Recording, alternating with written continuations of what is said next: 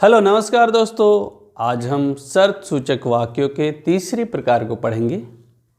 तो दोस्तों चलिए हम पार्ट 1 पार्ट 2 आपने पढ़ा होगा, वो काफ़ी रुचिकर वाक्य थे, काफ़ी इंटरेस्टिंग थे। तो दोस्तों आज हम कंडीशनल सेंटेंस पार्ट 3 पढ़ेंगे।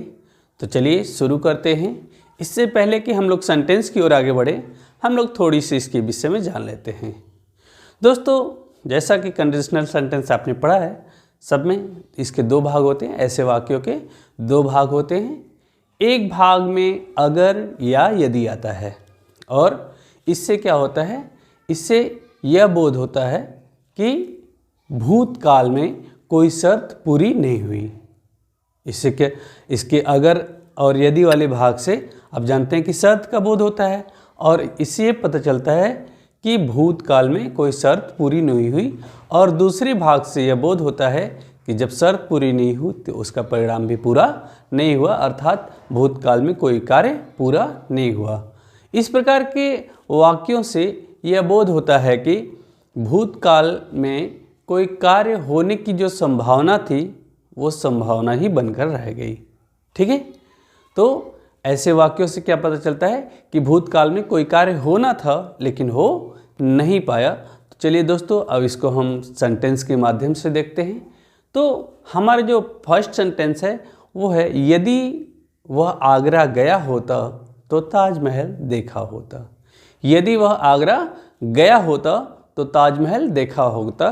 तो क्या बनेगा, if he had gone to Agra, if he had gone to Agra he would have seen the Taj Mahal. If he had gone to Agra, he would have seen the Taj Mahal. ठीक है, चलिए अब हम अपने सेकंड सेंटेंस की ओर बढ़ते हैं। यदि तुमने मेरी राय सुनी होती, यदि तुमने मेरी राय सुनी होती तो अफसोस नहीं करना पड़ता। यदि तुमने मेरी राय सुनी होती तो अफसोस नहीं करना पड़ता। तो ये कैसे बनेगा, If you had cared for my advice, if you had cared for my advice, you would not have regretted. You would not have regretted. ठीक है, चलिए अपने थर्ड सेंटेंस की ओर हम बढ़ते हैं। यदि उसने कठिन परिश्रम किया होता तो सफल हुआ होता। यदि उसने कठिन परिश्रम किया होता तो वह सफल हुआ होता या वह सफल होता। ठीक है, तो क्या हो जाएगा, if he had work hard, if he had worked hard, he would have been successful. He would have been successful. If he had worked hard, he would have been successful. दोस्तों चलिए अब हम अपने चौथे सेंटेंस की ओर बढ़ते हैं। यदि उसने यह किताब पढ़ी होती तो वह अंग्रेजी सीख गया होता या उसने अंग्रेजी सीखी होती। यदि उसने यह किताब पढ़ी होती तो वह अंग्रेजी सीख गया होता या उसने अंग्रेजी सीखी होती। चलिए तो इसको बनाते हैं। If he had read this book, if he had read this book, he would have learned English. He would have learned English. ठीक है दोस्तों, तो देखिए कितने मज़ेदार वाक्य हैं। चलिए एक और सेंटेंस हम ले लेते हैं। यदि उसने गलती नहीं की होती तो उसे सज़ा नहीं मिली होती।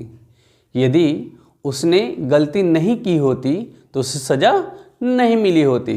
तो क्या हो जाएगा, if he had not committed mistake, if he had not committed mistake, he would not have been punished. He would not have been punished. तो दोस्तों है न मज़ेदार वाक्य।